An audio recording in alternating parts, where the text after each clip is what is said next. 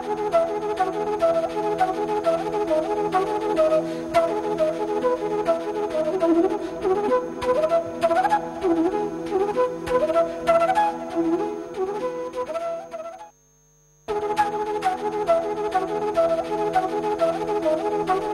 and good afternoon friends, welcome to CEC-UGC live lecture. Dear friends, with another lecture on nomenclature of organic compounds, I would like to say that we have conducted almost 2 lectures on this very topic, and this is the 3rd lecture on the topic nomenclature of organic compounds. Today we would be discussing about polyfunctional compounds, alicyclic compounds as well as aromatic compounds, and for this we have again with us in our studios Dr. Aparajita Chauhan. She is Associate Professor in Department of Chemistry, Aurobindo College, University of Delhi. So first of all, I would like to welcome our guest Dr. Aparajita Chauhan, and I would like to tell you all that she used very excellent examples while explaining her subject, and I hope that this topic as well as this lecture today would be beneficial for you as well as would help you in studying your course material. So welcome to the EduSit lecture, ma'am. Thank you so much, and thank you for the encouraging words for my students also, and I hope the previous 2 lectures have been very useful to you. And I think after in next 2 lectures you can come with the queries and we can solve your problems. And today we'll be discussing polyfunctional compounds. We'll be quickly revising what we did in the last lecture. And as I said, in polyfunctional compounds, normally what we do is a polyfunctional compound is a compound which has 2 or more functional groups. So in this case, we have to take one group as the parent group, and the rest of the groups will become the subsequent groups. So what we'll do is, we'll go directly to the table, and if you see in the table, there are certain names which are given in the suffix, and these are given in the priority. So whenever we have carboxylic group, we will always take its suffix, that is, we'll use the word oic acid. That is, first what we've done in our previous lectures is that we've taken the root name. And along with that, we've taken simple compounds which are just having one parent. So in this case, we are having so many substituents, so we have to make a choice between the parent and the substituent group. So suffix is one which will come after the root name, and prefixes can be as many, but according to the priority order, and they will be added before the root name. So I hope you have learned this priority table by now, so that now when we discuss these examples, we'll be able to do them quickly and you'll understand them better. So now here what we have in this first example is we have 2 functional groups, OH and COH. So as I said that we'll be taking carboxylic group always as the parent. So the name of this compound, we have how many carbons? 5 carbons in the main carbon chain. So we will name it as 4-hydroxy, taking this from the substituent, that is from the prefix column, and carboxylic acid we add oic acid. So the name would become 4-hydroxy pentanoic acid. Here COH is the principal functional group. Now if I go on to this next example, in this also we have 2 functional groups, COH and CHO. What we've done here is we've again taken COH as the parent group, and taking 3 carbons in the main carbon chain, we've named it as 3-formyl propanoic acid. This is also a very, very simple example. Now, if I talk of an example, I would first like to discuss, we go back to these examples, and if we see, here we have 3 cyano groups, right? And all the 3 cyano groups are attached to the main carbon chain. Normally, when we are writing a cyanide, we write it as ethane nitrile. We've discussed this earlier on, that we include the carbon of the functional group in the main parent chain. But since we have 3 nitrile groups here, and 3 of them cannot be included in the carbon chain, so the rule becomes little different in this case. We take the 4 carbon chain as the parent chain, and that becomes butane, and then we write CN as a separate group, as a tricarbonitrile, as a carbonitrile, and since it is coming 3 times, we name it as tricarbonitrile. So the name of this compound becomes butane 1,2,4 tricarbonitrile.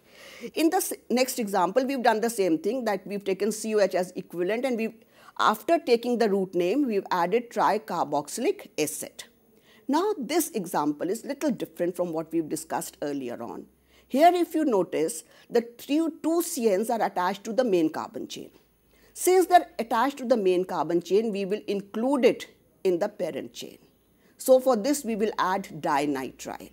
So the root name becomes hexane 1,6-dinitrile, and here since CN is attached to a methylene group, we take it as a substituent and we name it as 3-cyanomethyl hexane 1,6-dinitrile. In the next example also we've done the same thing. That is, we've taken aldehyde group and we've taken two aldehyde groups here. Now if you see, I cannot add the word bi. That will look very odd, and that is not according to IUPAC system also. So since it is a complex name, complex substituent which is coming twice, so what we use the word here is bis. So the name will become 3,3-bis formyl methyl. That is the name of the substituent, and the main parent chain is hexane 1,6-diol. I hope this is clear and you will be able to do such examples yourself also. Now this is a replacement system. In this replacement system, supposing we have a secondary amine or we have a ether, we do not name it separately. What we do is, for a nitrogen we use the word aza, and for ether we use the word oxo, and the name of this nitrogen is included in the main parent chain. So what we do in this case is we are taking ethyl as the substituent, so this will become, and we will do the numbering from the left hand side so that this aza group gets the lowest possible number. So the name of this compound now becomes 5-ethyl 3-azaheptane, and 3-aza means that we have nitrogen group at the third carbon. So this was the name of the replacement system. Now what we'll do is, to make you more familiar with polyfunctional compounds, we will discuss few more examples so that your concepts become clear. Now in this case, I have three functional groups. One is OH, the other is NH2, and the third one is alkyl. Alkyl we know always will be taken as the substituent. The question does not arise of taking it as the parent. So now we have to choose between the two groups, that is OH and NH2. What comes first in the priority table is OH, so we will take that as a parent. We will pick up OL from the priority table. Amino is the functional group, is the substituent. So now what we do is, we will again number it from left to right. Why are we doing that? So that OH gets the lowest possible number, and so the name will become, and now we will add the name of the substituents in alphabetical order before the root name. So the name becomes 5-amino, and then at the third carbon you can say we have a ethyl group, 3-ethyl hexane 2-ol. And I have also specified here that OH is the principal functional group here. Now if we look into the next example, then what we find in the next example is that we have to make a choice between CHO, which is a carbonyl group, and a CO, which is again a carbonyl group. But according to priority table, CHO is given preference. So what we do here is, again we will give lowest possible number to CHO, which is getting number 1. And then we will add the name of the other groups in alphabetical order before the root name. So the name will become 2,4-diethyl, because at second and fourth position we have two ethyl substituents, 5-oxo, and then since it is having 6 carbons in it, hexanal. There is no need to specify here the position of the CHO group. Now if I go on to the next example, you see we have three functional groups here, COH, CN and OH. Here what we are doing is, we are taking COOH as the parent group, and cyano is the substituent, again OH is the substituent, ethyl is again a substituent. So they will be added before the root name in alphabetical order along with the locants. So if I see in the alphabetical order, ethyl comes first, then followed by, cyano comes first, followed by ethyl, hydroxy. So the name would become 2-cyano, 4-ethyl, 6-hydroxy hexanoic acid. We've taken some more examples. In this case, the ketonic group is coming twice, so we've named it as hexane 2,4-dione. If you look into the previous one, in this case, what we've done here is, now it has 3 cyano groups here. 2 are taken as the part of the carbon chain, main carbon chain. So the main carbon chain becomes pentane 1,5-dinitrile. And if I look into the other one, we will take again in alphabetical order. At the third carbon, we have a cyano group, which is taken as 3-cyano. At second carbon, we have a methyl. So now with the whole name becomes 3-cyano 2-methyl pentane 1,5-dinitrile. The next example is quite complicated, and I would like you to please pay attention here. This is having quite a number of complicated groups in it. It has a double bond, it has a triple bond, then it has a methoxy group, and then it has a CONH2 group. Now the question arises here, which chain are we going to take as the parent chain? Because if you take the chain which is having double bond as well as triple bond in it, that also has 9 carbons, that has 9 carbons in it, whereas if you look into the straight chain, it is also, I think, having 9 carbons in it. Now the question arises, we will take that chain as the parent chain, which is having more number of functional groups in it. So the branch chain has a double bond, a triple bond, a ethyl group, a methoxy group, and an amide group. So what are we doing here? Here we've taken amide as the parent chain. So taking amide as the parent chain, I would like to now first discuss the root name here. So since the parent chain has 9 carbons in it, it becomes non. Then it has a double bond and a triple bond. As we've been doing it earlier also, we will write the name of the word ene first. We will indicate the position of the ene and we will write it first in alphabetical order. So the name becomes non, 8-ene, 5-ine, and amide. This is what is the root name. And then the substituents are 2,7-diethyl 4-methoxy. These are the substituents. So now what is the complete name of the compound? The complete name of the compound becomes 2,7-diethyl 4-methoxy non-8-ene 5-ine amide. This was a complicated example and I hope you've got it. Next example is quite simple, which is but 2-ene oic acid. In the next example, we have 2 carboxylic groups. For that, we will add the word dioic acid and the name becomes but 2-ene 1,4-dioic acid. If you note these 2 examples which are containing the carboxylic group, in the first example, we've not indicated the number of the locant for the COH group because in this case, we have only one COH group and it is all number 1 is always given to this group. Whereas in the second example, we have 2 COH groups. So in this case, we have to indicate the position of the 2 carboxylic groups, which is 1 and 4. The next example is an example for an oil halide, that is acid halide, and in this case again we've given number 1 to oil halide and then we've numbered it accordingly, that is we've given number 2 and 6 to 2 double bonds, which is diene 1 and then we have the compound methoxy, which is at the 8th carbon. So now the name becomes 8-methoxy octa since the parent chain has 8 carbons in it, 1,6-dienyl since it has double bonds at 1 and 6 position, and 2-anyl because it has a triple bond and oil chloride. Now the next example is interesting because what we've done here is we've taken an ester group. Now please remember, while we are naming an ester, always the alkyl group which is attached to O has to be written first. So in this case, it is ethyl. It is indicating that it is an ester group because we've not added a numeral here. So ethyl, and at third carbon we have a keto group which is named as oxo, and then esters are of course named as OAte. So the name is ethyl through 3-oxo-butanoate. Next example is again an example of an ester in which along with a double bond, we've taken a hydroxyl group as the substituent group. So the longest carbon chain has 4 carbons in it.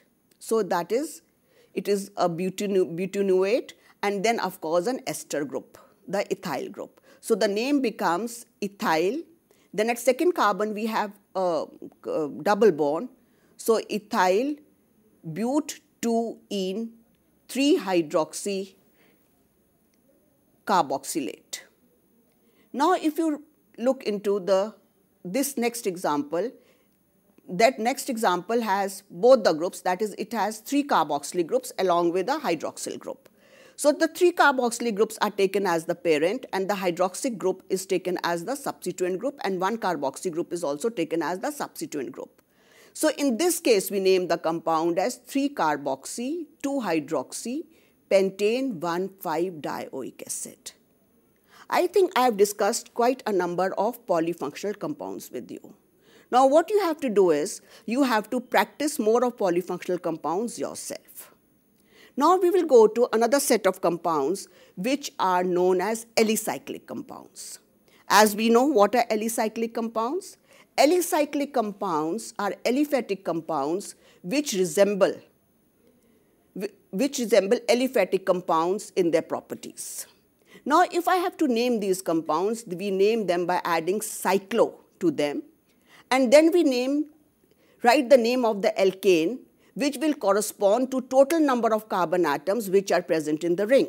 So if I look into the first example, and the next thing that we have to keep in notice is, we write down the line notations for these structures. We do not normally write down the complete structure for this. So the first compound has 3 carbons in it, and they are in the ring, so we name it as cyclopropane. Next is cyclobutane. Next is having 5 carbons, so it is cyclopentane. Next is having 6 carbons, I think, so it is cyclohexane. Now supposing we have an alkyl side chain on this. Now the question arises, what are we going to take as a substituent?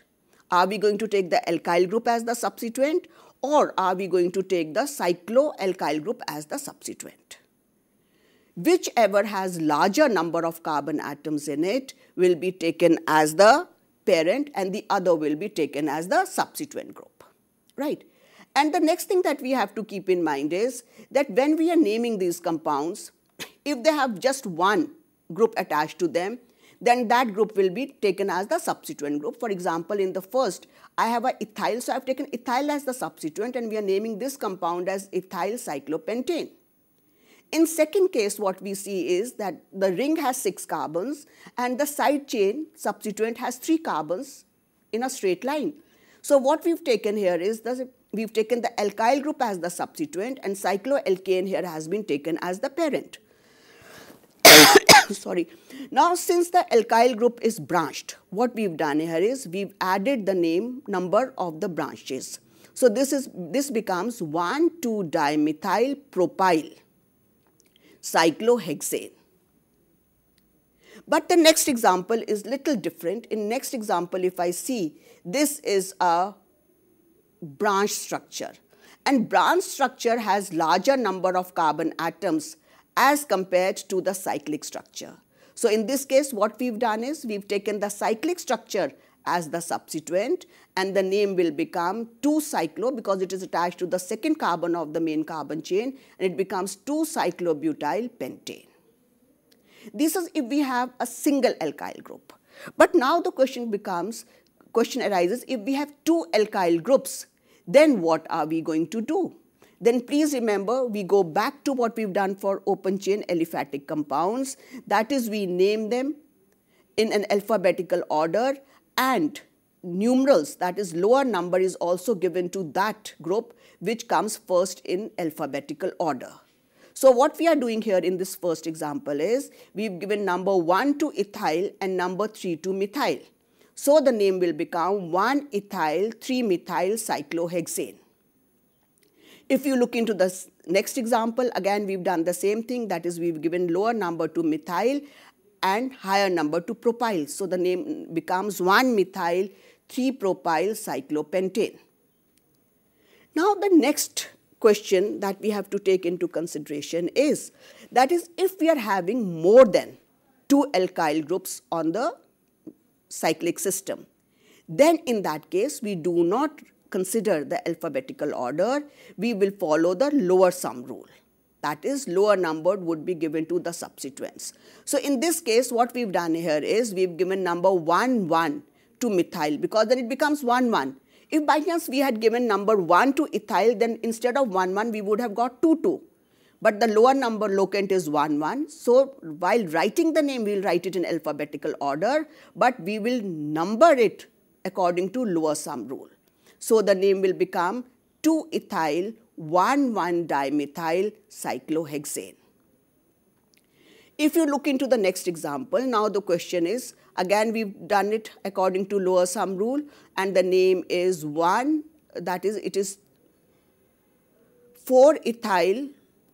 1,2-dimethyl cyclohexane. Now if we go, it is not always necessary that we will only have cycloalkanes. We can have a cyclic system can have a double bond as well as triple bond. Then in that case, we will name the compounds as cycloalkenes and cycloalkynes, as can be seen from the first example. The first one is cyclopentene. The second one is cyclononine, because it is having 9 carbons in the ring along with a triple bond. Now if you look into the fourth example, here please remember we will have to give the lower number to the double bond. And then we will do the numbering along that side, which will give lower number to rest of the substituents. And again, we will write the name of the substituents in alphabetical order before the root name. So the name will become 4-ethyl 3-methyl cyclohexene. Next example that we've taken is of a diene. So in this diene, please remember you have to give lowest possible number to the double bonds. So if I give lowest possible number to the double bonds, and we have to keep in mind that even the alkyl group which is attached to it should also get the lowest possible number. So we are numbering it from top to bottom. So the first double bond will get number 1, the second double bond will get number 3, and the subsequent is getting number 5. So the name becomes 5-ethyl cyclohexa 1,3-diene. Now we go on to next point. Next point is, till now what we've discussed is, we've discussed simple substituents, that is alkyl groups, then we've discussed a double bond, we've discussed a triple bond. Now supposing we have some other functional groups attached to the ring. So here again, naming would be done according to what we've done for aliphatic systems. That is, we will first choose what is the parent name. We'll group and then rest, and we will give it the lowest possible number, and then rest of the groups will be numbered accordingly.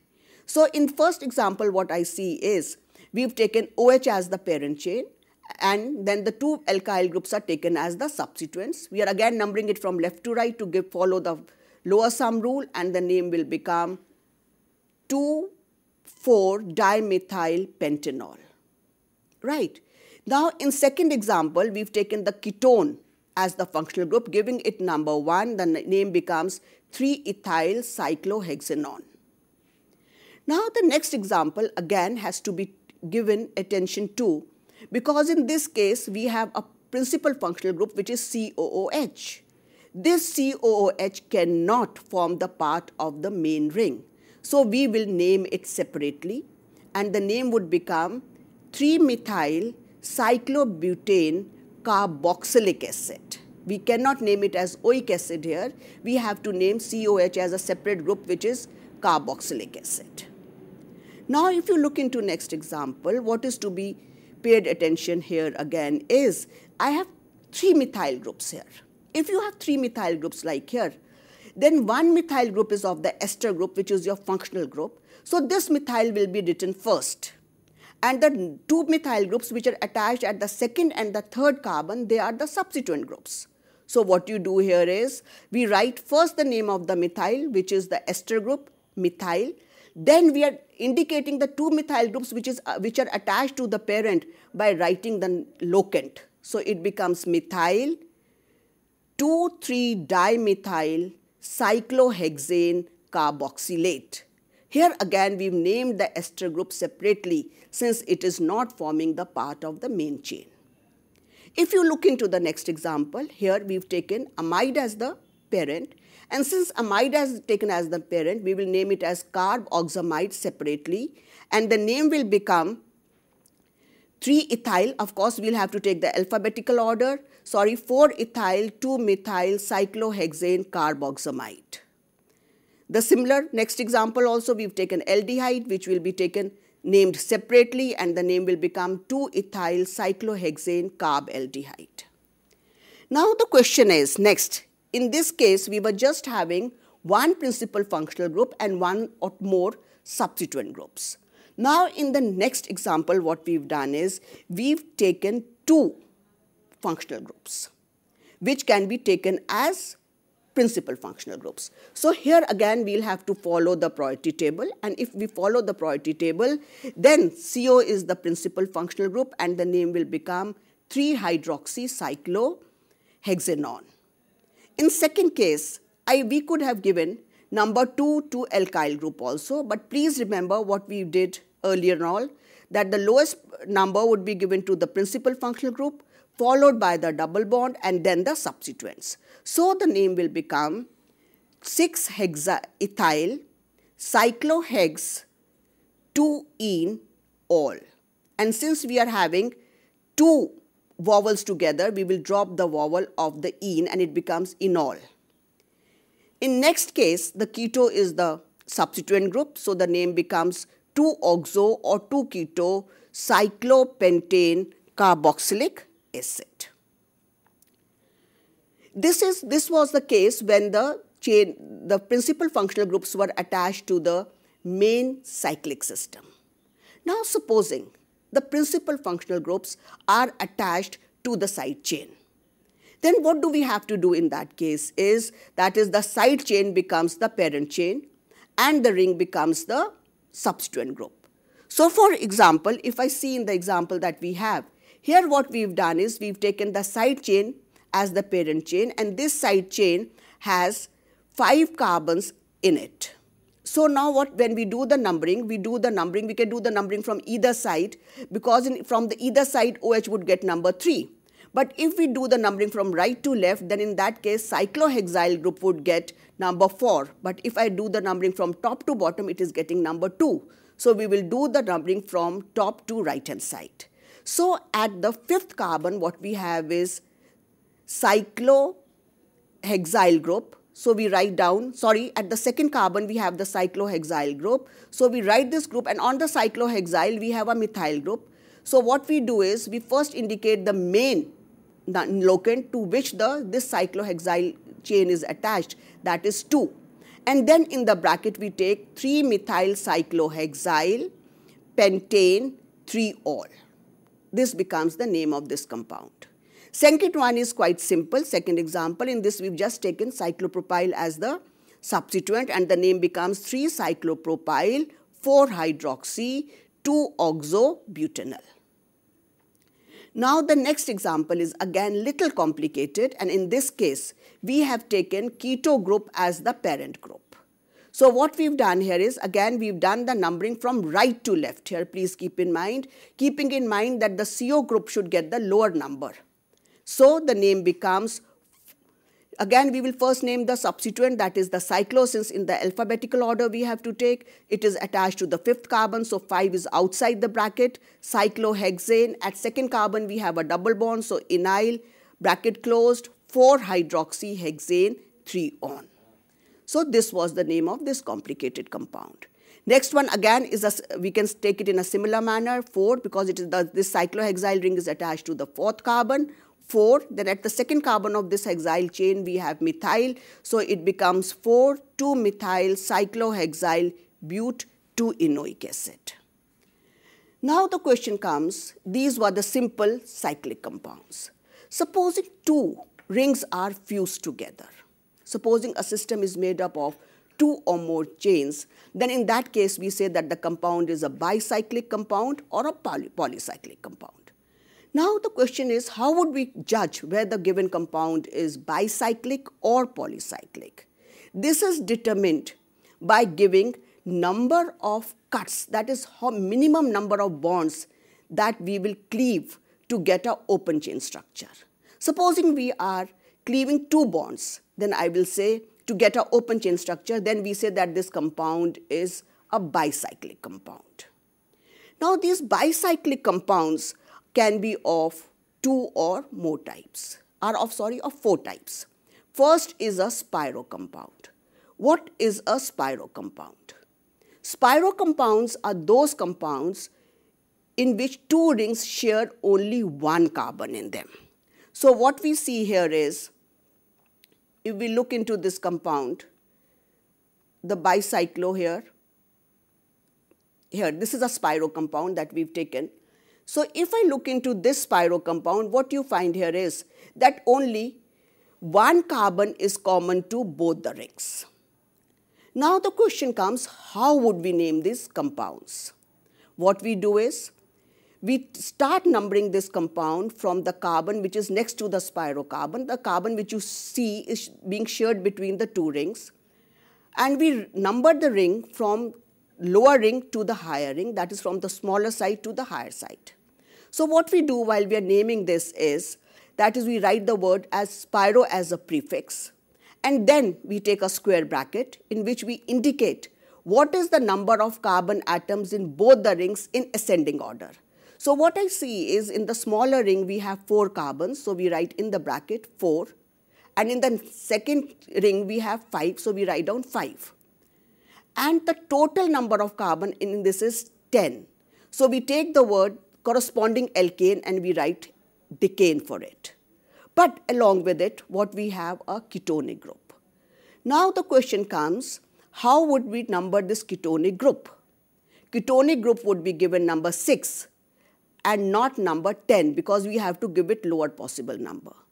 Now please keep in mind that while we are numbering this chain, this system, the numbering has always got to be from smaller chain to larger chain, although in this case we are ignoring the fact that we are not giving lowest possible number to the ketonic group. So now the name would become spiro 4, 5, which indicates the number of carbon atoms in individual ring. Decanes 10 carbon atoms, and at the 6th carbon we have a ketonic group, so it becomes 6-one. Similarly, the second example has been taken in which we've done it accordingly. Spiro, small ring has 3 carbons, so spiro 3, 5 in a square bracket, and then we've written 9 carbons excluding the carbon which is the spiro carbon, non-6-ene. Now, if I have numbered the chain, we could have numbered it both ways. That the number 5, which has been given number 5, that carbon could have been given number 9. But in that case, double bond would have got higher number. So we've numbered it from top to bottom to give double bond lower number, that is 6 number.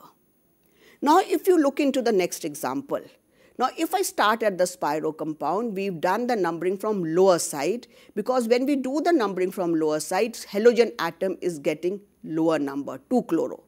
Whereas if we had done the numbering from the opposite side, it would have got number 3. So keeping that into consideration, we've numbered it from left hand, from the lower side.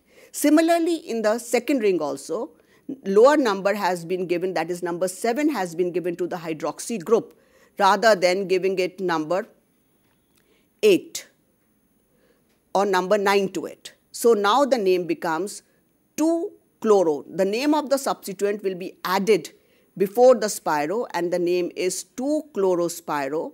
Inside the bracket, we are indicating the number of carbon atoms in each ring in ascending order, which is 4, 5, hexane, 7, all. All is of course the parent group. Now the second class of bicyclic compounds which we have are in which 2 rings share adjacent carbon atoms. These adjacent carbon atoms which are being shared between the 2 rings are known as bridgehead carbons. And then what we see here is these bridgehead carbons are here, and then there are 3 bridges here. 1 bridge, second this is the shorter bridge, and then we have the longer bridge. If you see here, there is no carbon between these 2 bridgehead carbons, so we call it as a fused system. Now in this case, we will be writing, when we do the numbering, we'll start numbering from 1 bridgehead along the longer bridge to the second bridgehead and then to the shorter bridge. This is how we do the numbering. It will go from longest bridge to the shorter bridge and then to the shortest bridge. So now if you look into the next example, this is an, okay. Now then we have another system.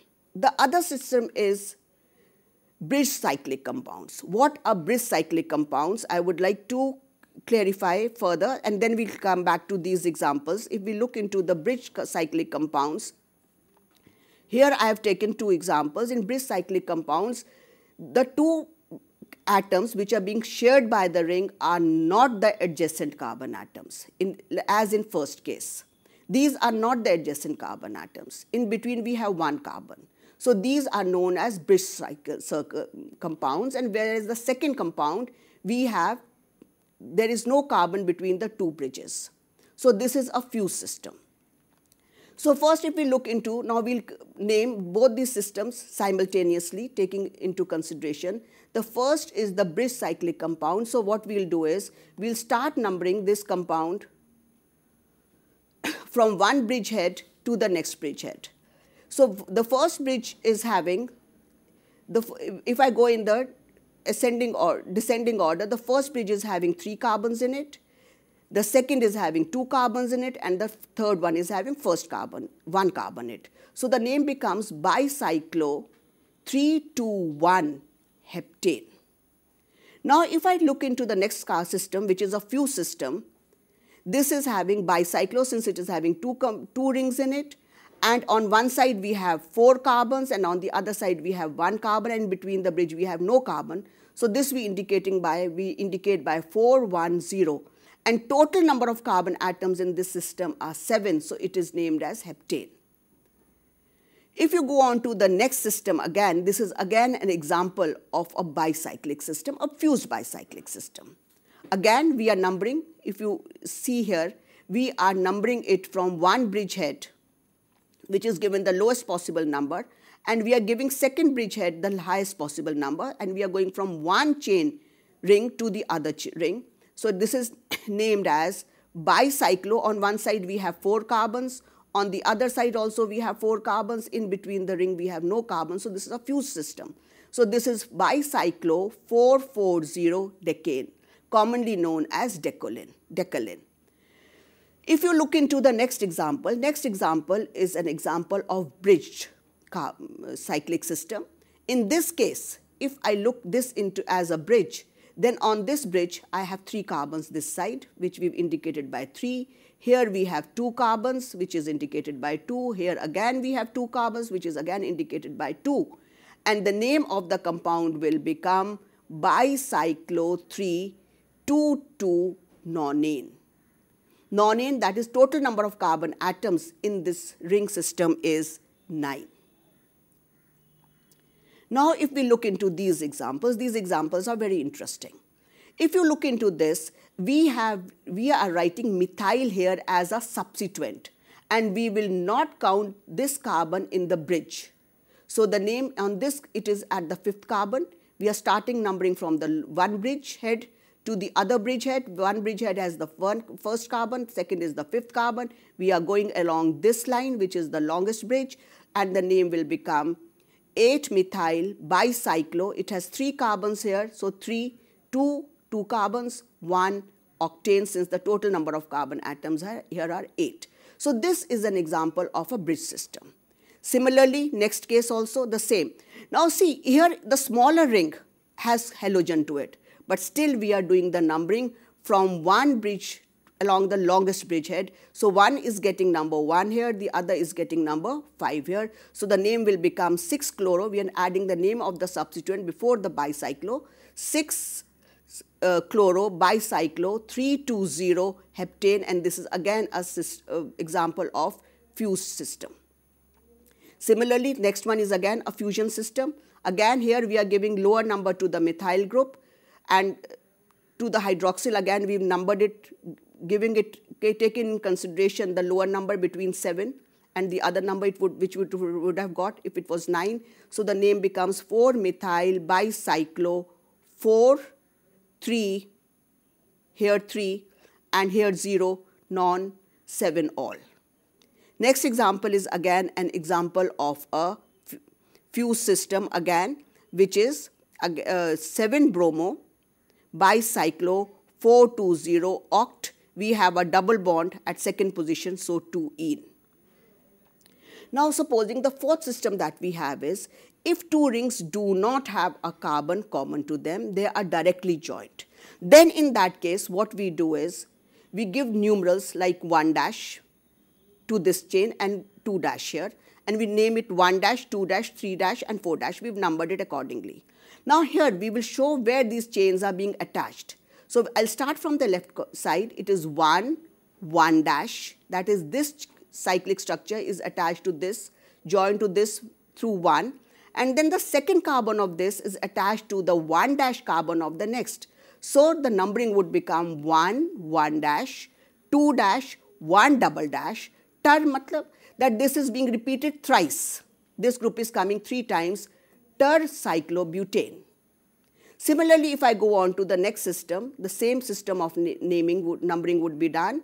1, 1 dash, 4 dash, 1 double dash, terphenyl, since this group is being repeated 3 times. So this finishes, or this completes with the naming of alicyclic compounds. Now we have to discuss the naming of aromatic compounds. But before I start with the naming of aromatic compounds, I would just like to make a demarcation between aromatic compounds, aliphatic compounds, and alicyclic compounds. Alicyclic compounds are cyclic compounds which resemble aliphatic compounds in their properties. Aromatic compounds are compounds which show entirely different properties. That is, in spite of being unsaturated, that is, they have double bonds in them, they do not show the properties of alkenes. So we have to consider them as a separate branch of organic chemistry. Initially, as we discussed in our earlier lectures, that aromatic compounds were those compounds which were considered to have aroma and they burnt with a sooty flame. But later on, it was seen that that is not the case. We have to keep in mind the structure of the aromatic compounds. Benzene was the first structure, benzene was the first compound which was isolated by Faraday.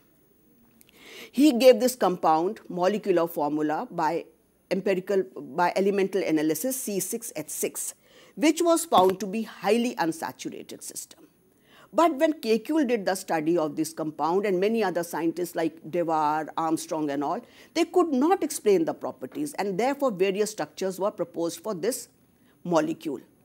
And what they saw was that Kekulé gave a resonance theory for this, a resonance structure for this, and he said that this has a cyclic planar structure, and in this, the double bonds are oscillating. He used the word oscillating, which was again given up later on. And what he said was that these two structures could not explain the properties, and these were the resonating structures, or these were the contributing structures. So he came up with a structure which is a resonance hybrid, which is a mixture of these structures and which could explain all the properties of the benzene. Then came molecular orbital theory. According to molecular orbital theory, if we go back to it, the molecular orbital theory says that in aromatic compounds have a cyclic planar structure in which each carbon is sp2 hybridized, and it is forming 3 sigma bonds, and each carbon has an unhybridized p orbital which has a lone pair of lone electron, and this electron, single electron, that is the pi electron, which is forming a delocalized pi electron cloud, which is extending above and below the plane of the ring. This gives unusual stability to this molecule, and therefore they were put into a separate class, which is the aromatic chemistry. Now, if we look into this, then it is not necessary, which we will be discussing later on in our later class lectures, that if a system has this conjugated system, that is, then it will always be aromatic. To be aromatic, it has to obey Huckel's rule, which is 4n plus 2 rule, and where if we calculate the value of n, then the value of n should be a whole number. If it is a whole number, then we say the system is aromatic. Otherwise, if this value is not a whole number, we say that the system is anti-aromatic, that in spite of having delocalization, this system is not stable. So if I look into this example, the first example, which is naphthalene, if you look into it, it is having 10 pi electrons. So 4n plus 2 is equal to 10 electrons, and the value of n is 2. In the next case, the value of n is 3, and the next phenanthrene and anthracene are again isomers, and the value of n here is also 3. Now, if I go on to benzene, as I said, benzene was the simplest hydrocarbon, aromatic hydrocarbon. We can come at its subsequence by replacing one H with a methyl group. And the name of this compound would become methylbenzene, known popularly as toluene. Before we proceed further, in aromatic chemistry, the compounds are also very popularly known by their common names. So we can use common name as well as the IUPAC name. So the first compound is toluene that we've taken in this example. And now if I look into toluene, the carbon which is attached to the benzene ring is the benzylic carbon. And the hydrogens which are attached to it are the benzylic hydrogens. Now what we've done here is, if I remove this one hydrogen from here, I get a compound which is C6H5CH2. This group is known as benzyl group. Now we have two ways in naming this compound.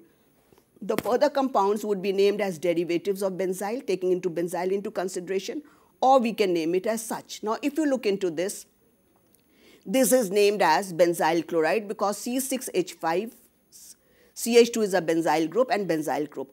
So we name it as benzyl chloride, or this could be named here as chloromethylbenzene. Right. Next example is again benzyl, and we are naming this compound as benzyl alcohol.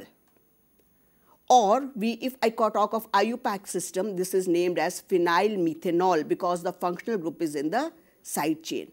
If the functional group is in the side chain, then benzene will be taken as the substituent group.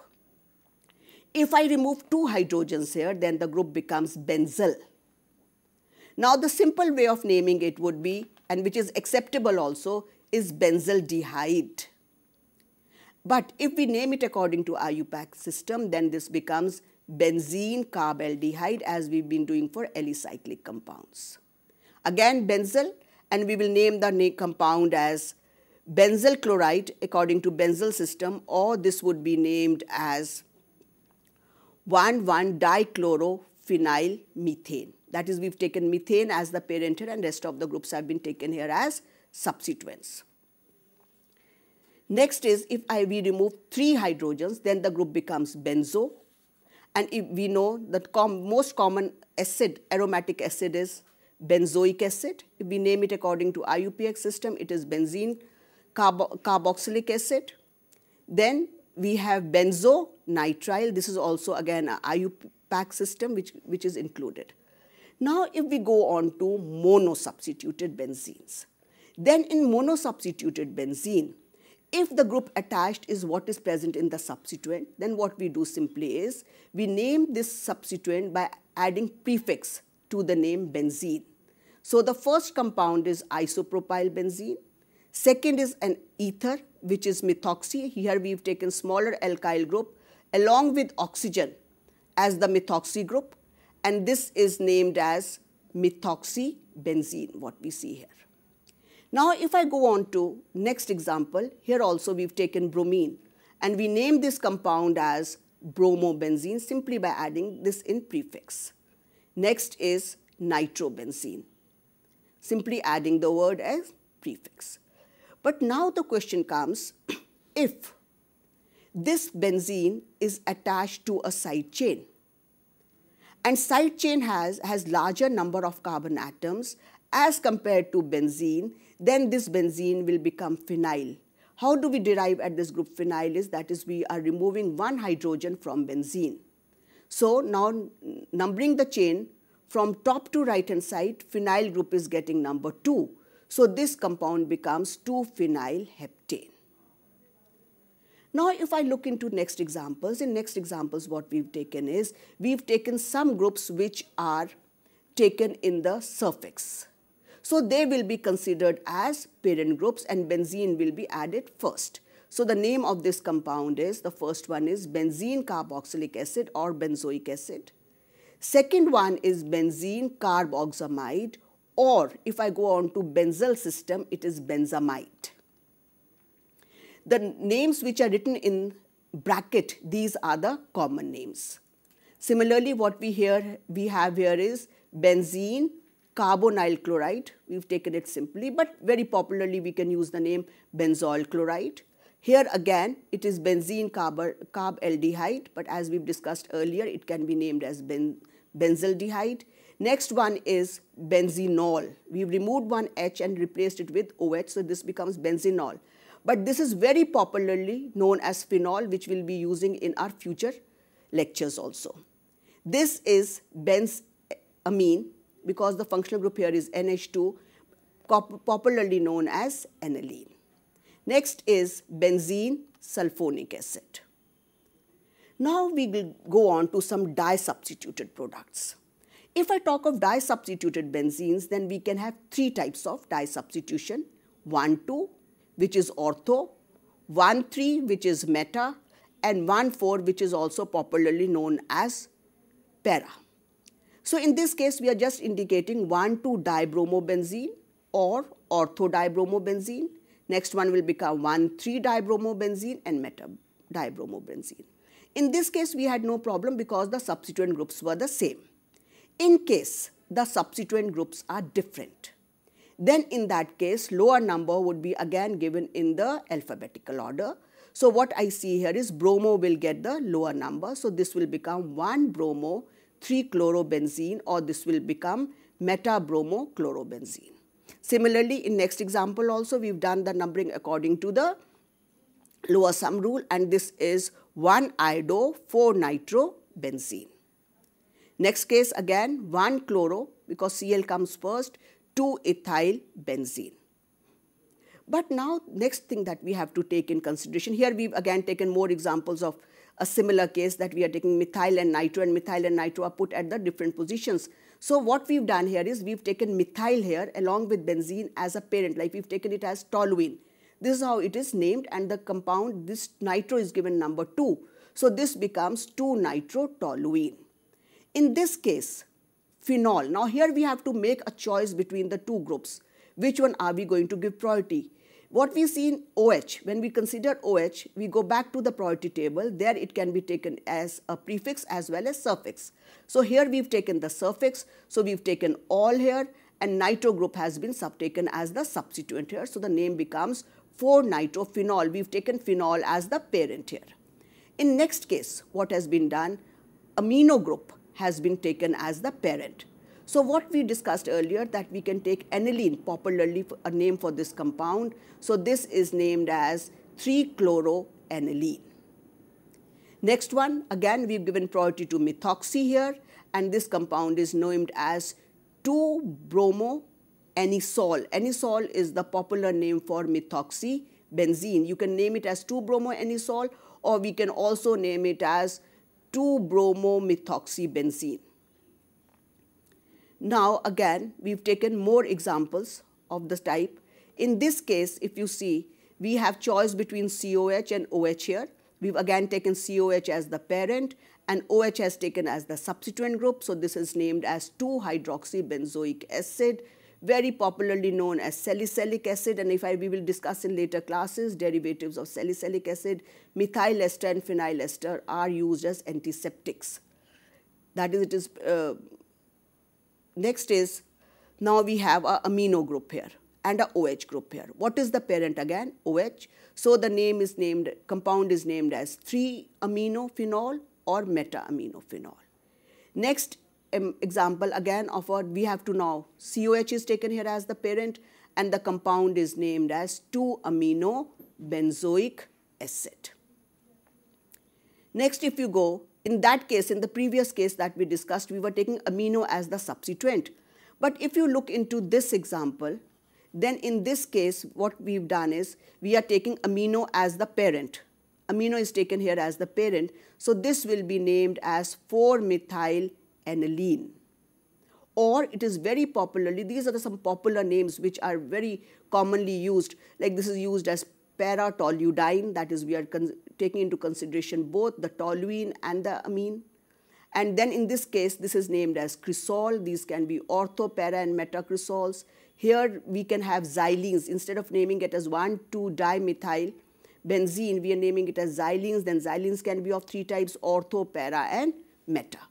Then this is, of course, you must be familiar with this compound. This is 4-amino benzene sulfonic acid. This molecule forms the basic unit for sulfur drugs. That is, we modify the molecule here and it becomes the basis for all the sulfur drugs that we have. And this is commonly known as sulfonelic acid. Next example is an example of benzene 1,2-dicarboxylic acid, and this is also known as phthalic acid. If the two carboxylic groups were placed at meta positions, then this would become terephthalic acid, or at 1,4 position, then it would become terephthalic acid or 1,4-benzene dioic acid. And terephthalic acid, we know, is a constituent of terylene, and it is used for making polymers also. Now we go on to tri-substituted benzenes. If we go on to tri-substituted benzenes, then again we have to do the numbering according to the lower sum rule. This number gets number 1, but while we are writing, we will write it in alphabetical order, so the name will become 2-bromo 4-chloro 1-nitrobenzene. Keep in mind, when we are naming tri-substitute, there is no ortho, para or meta. Ortho, para and meta is used for di-substituted benzenes. Next example, again, we are doing the lower sum rule. From this we'll get number 1, but while we are writing, we'll write it in alphabetical order. So the name becomes 4-bromo 1-chloro 2-nitrobenzene.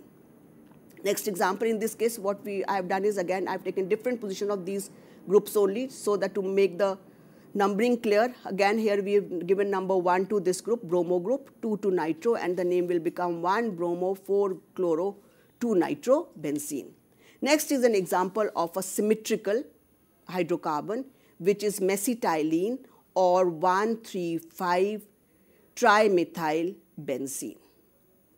Next example, if we go on to, is again an example of a polyfunctional compound, but here again what we have to choose. Now in this case, in the previous examples that we have discussed, all the groups were the substituent groups. Now here again we have to make a choice for a principal functional group. Here the principal functional group is OH, so this will be given number 1. Here we will not take into consideration the lower sum rule. Here the number 1 would be given to principal functional group, so the name will become 2-chloro 4-nitrophenol, that is in alphabetical order again. Here the functional group, principal functional group is NH2. So we name the compound as 4-bromo 2-ethyl aniline. We've taken simple other examples also, and I think these examples would suffice for you to clear your concepts. If you have certain doubts, we can get back to it again in our next class. Thank you. Definitely, if you have any queries or if you would like to ask any question, you can mail us so that we can help you in solving your queries. Thank you, ma'am. Thank you so very much for elaborating in detail about the polyfunctional compounds, alicyclic compounds as well as aromatic compounds. As I told you, that Dr. Aprajita places excellent examples with the help of which it is easier for the students to understand the topic. And I would like to tell you all that Dr. Aprajita would be again with us tomorrow, yes. And tomorrow we would be discussing on? We'll be discussing general organic chemistry. We'll be starting with the concepts of how do reactions take place, what are the electron movements, what are the electronic effects, the electrophiles, nucleophiles, reaction intermediates, and then later on we'll go on to reaction mechanisms of nucleophilic substitution, electrophilic substitution, and all the mechanisms that are involved in organic chemistry. That means there is a lot for you in store, and that store would be open tomorrow with Dr. Aprajita Chauhan. Thank you, ma'am. Thank you so very much.